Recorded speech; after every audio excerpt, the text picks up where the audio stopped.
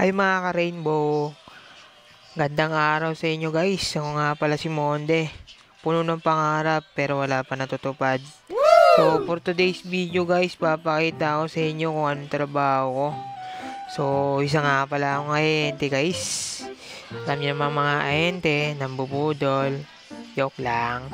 So ito, papunta tayo sa kliyente. Actually nasa kliyente na ako guys. Yan na po yon.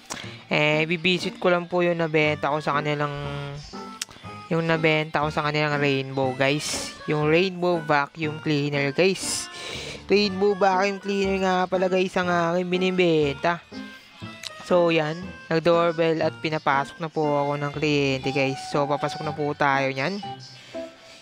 So BCSB na po natin siyan. Customer Service Visit guys. So pinapasok na po ako ni Ate Rachel guys. So yan, sinasabi niya po kasi meron ng damage yung hose ng rainbow vacuum cleaner niya guys. Kaya i-check up na natin kung anong kailangan natin gawin. So ipapakita ko mamaya guys kung anong tsura na ng rainbow nila simula nung binili guys. Tapos ito nga pala yung steamer natin guys na panlinis na rin ng ating rainbow mamaya pagka yung pinakita na ni Ate Rachel. So yan, makikita na natin guys. Pinapalabas ko na po kasi kay Ate Rachel.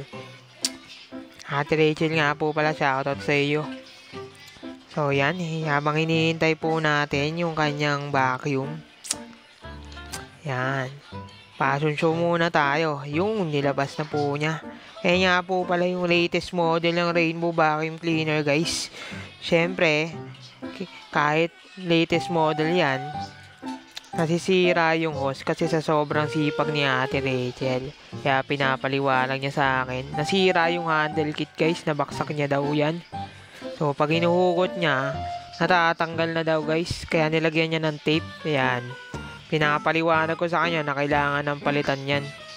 Pero hindi naman yung buong hose guys. Hindi naman ako mambubudol sa inyo eh. Charot.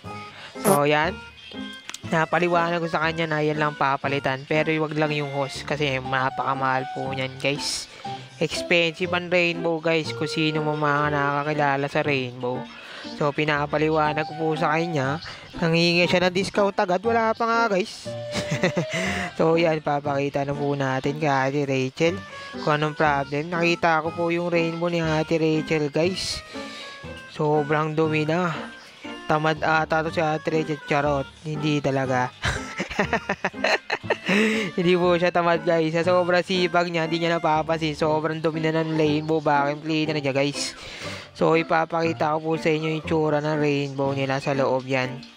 Sa separator, papakita natin.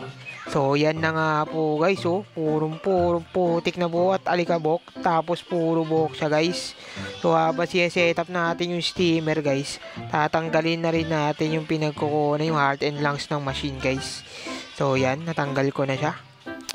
Fast forward lang natin kaunti. Yung papakita po natin yan. Tapos tinanggal ko na yung separator. Punong-puno siya ng putik guys. Yan, nanigas na siya. Kaya binabad na natin yung separator niya. Kaya kailangan na natin linisin yan guys. After 6 months pagka bumili ka sa akin, kontakin mo agad ako. Gamit ang steamer natin, malilinis agad yan guys. Kaya combination po yan. Sa mga gustong mag-inquire guys ng rainbow vacuum cleaner, i-PM nyo lang po ako, direct message guys sa mga gustong mag-inquire. So yan, papakita ko po sa inyo. Nililinis na po natin, nire-recondition na rin natin yung unit ni Madam.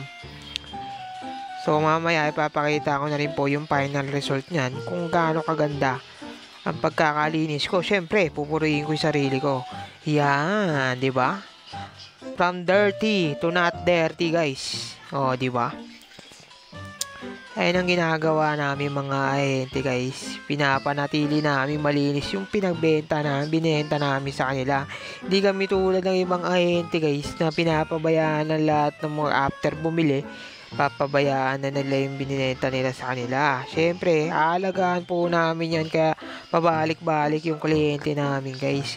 Kung may kakilala kayo guys na gustong makatulong sa inyo i-PM nyo lang ako guys. Siyempre, testing natin. Hindi naman pwedeng hindi natin testing.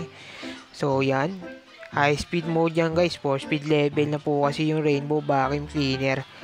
So papakita po natin yan, yun. Habang inihinaan ko, pinapakinggan ko yan guys, kung maganda talaga yung tunog niya. Syempre, alam nilinis ko, di natin i-testing, kaya kailangan natin testing yan pagkatapos natin linisin para ma-make sure ng kliyente na okay yung unit nila. So, yan. Tinesting na po natin. Maganda naman po yung tunog niya. Sa pagkakaalam ko, syempre, ako'y nakakaalam yan. Ako ahente. So, all goods na daw. Sabi ko kanina, di ba? So, papakita ko. Yan yung rainbow. Yan. Nag-airflow siya sa loob, guys. Gamit tubig. Lahat ng alikabok nandun sa tubig, guys. So, yun yung ginamit kong steamer na panlinis dyan. So, all goods na. Yung rainbow vacuum cleaner ni Madam. So, yan guys, papakita natin. Ito si ate. Yan, pinapakilala ko po si ate Rachel.